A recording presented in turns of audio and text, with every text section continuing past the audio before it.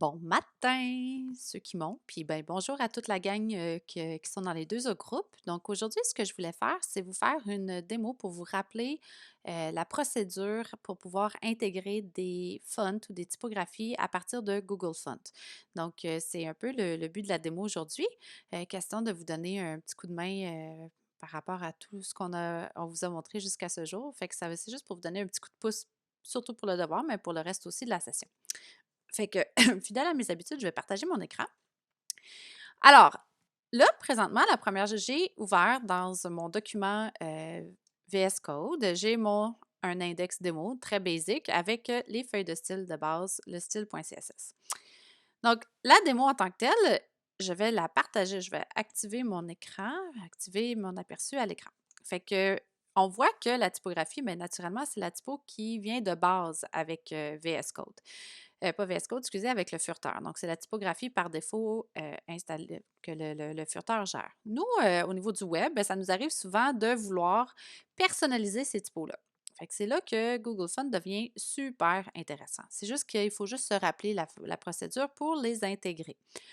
Donc, la première chose qu'on doit faire, c'est naturellement se rendre sur Google Fonts. Donc, à partir d'une recherche Google, vous pouvez tout simplement faire Google Font pour y accéder. Et le lien est très simple, c'est fonts.google.com, si jamais vous voulez vous en rappeler directement par cœur.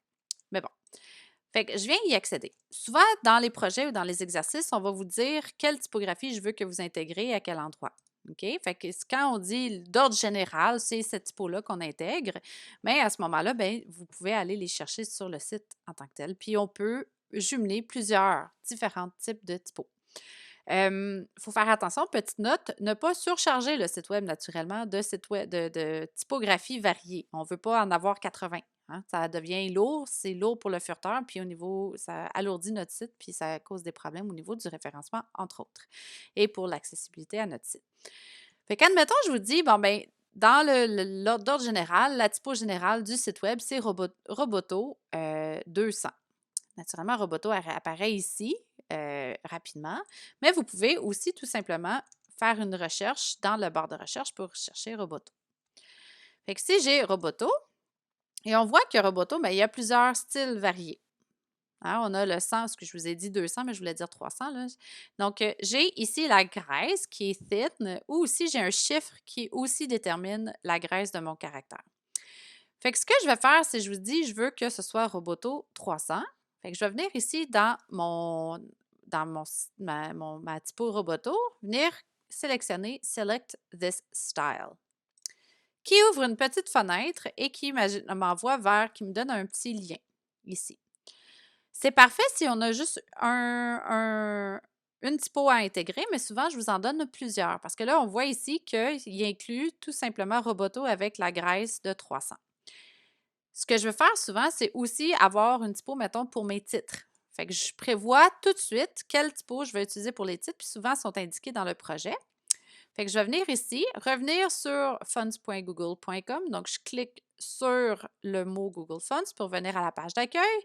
Puis là, je vais dire, mettons, c'est source Serif Pro que je vous ai indiqué. Fait que je vais cliquer sur celui-là et à ce moment-là, je vais vous dire, vous sélectionnez selon la graisse que je vous dis. Donc, la graisse, peut-être, ça serait 600 dans ce cas-ci.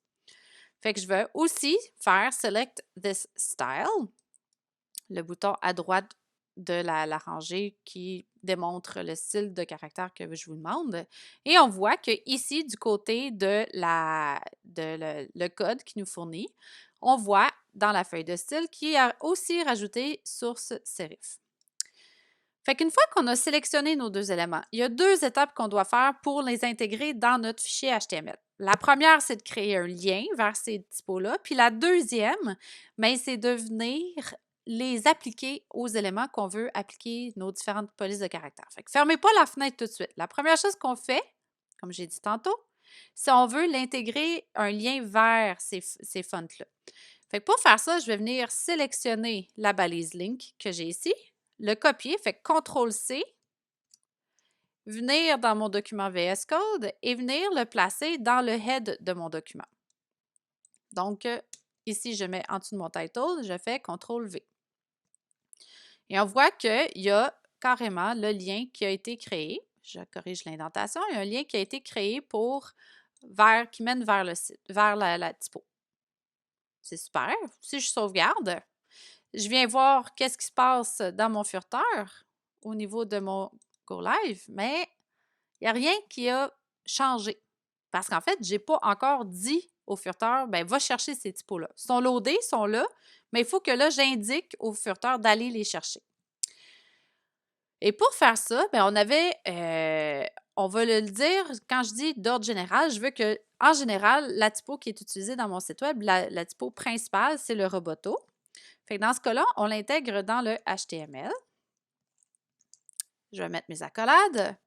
Et là, je vais utiliser la deuxième portion du code que Google Font me fournit. Je cherche ma fenêtre, ça ne sera pas long. Que Google Font me fournit, ici, il me fournit la deuxième portion du code.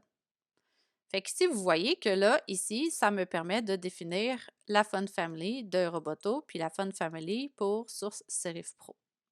Fait que moi, je veux dire, en général, c'est Roboto. Ben, je vais venir sélectionner mon Font Family Roboto sans serif et venir le coller dans mon HTML. Et naturellement, ben, la première option que j'ai dans ma déclaration, c'est la typo que je veux absolument qu'il utilise.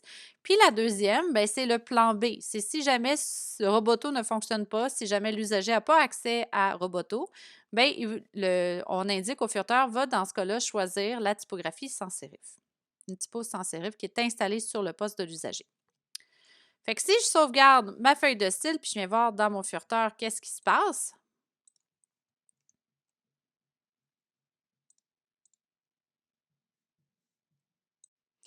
on voit que ça ne fonctionne pas. Hein, on a vu que ça ne fonctionne pas. Puis ça, c'est une erreur. Tu vois, j'ai même été prise au piège. C'est une erreur qu'on fait souvent, c'est qu'on oublie de faire un lien vers notre feuille de style, style.css.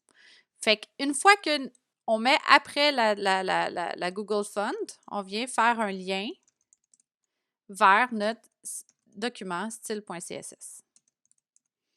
Et je reviens voir. Et là, on voit que ça a fonctionné. Donc, on intègre la typo, puis on n'oublie pas d'intégrer aussi notre style.css pour être sûr que tout s'applique. Bon, c'est super. Je vois que ma typo Roboto s'est appliquée non seulement à mon titre principal, mon titre secondaire, puis je veux juste aussi venir spécifier dans mon style.css pour la graisse, mon font weight pour la graisse de 300 pixels. 300, c'est-à-dire pas 300 pixels. Ça n'a rien changé. C'est juste pour vous montrer, par contre, que le gras qu'on voit ici, c'est un faux gras. OK? Ce n'est pas la vraie graisse en tant que telle. Si je venais de dire font weight, mettons, à 600, qu'on n'a pas installé. Hein? Quand on regarde ici, j'ai juste le weight de 300 pour Roboto. Fait que si je viens dire que je veux le font weight de 600, il n'y a absolument rien qui va changer. En fait, c'est un faux bold qui apparaît parce que ce n'est pas la vraie typo qui est installée que j'ai été chercher. Fait qu'il faut être précis dans la graisse de caractère qu'on choisit. Je laissais à 300. Mettons que je vous dis, parfait, maintenant les titres, tous les titres, que ce soit titre principal, titre secondaire, c'est titre tertiaire peut-être même, ils sont faits avec source Serif Pro. Fait que dans ce cas-là, je peux me faire une deuxième règle, donc faire H1. Puis comme je veux énumérer plusieurs sélecteurs, j'utilise la virgule comme symbole, H2, mettons, et H3 si éventuellement j'en avais. Et à ce moment-là, je vais leur dire le font family ou de ici, le font family. En fait, vous pouvez copier cette portion de code-là, tout simplement même, et venir le coller dans, excusez-moi, mais dans votre CSS. Et là, on voit que le font family pour les polices de caractère de titre ont changé. Et on voit que là, ici, vu que j'ai téléchargé la typo de source serif que j'ai téléchargée, me fait une vraie graisse, un vrai bold en tant que tel. Parce que j'ai décidé ici, je lui ai demandé de télécharger le 600, le semi-bold en fait, OK, au niveau de la graisse. Fait que c'est ce qui fait le topo un peu sur les typos Google Font pour vous donner un petit coup de main dans comment faire pour les intégrer. Merci!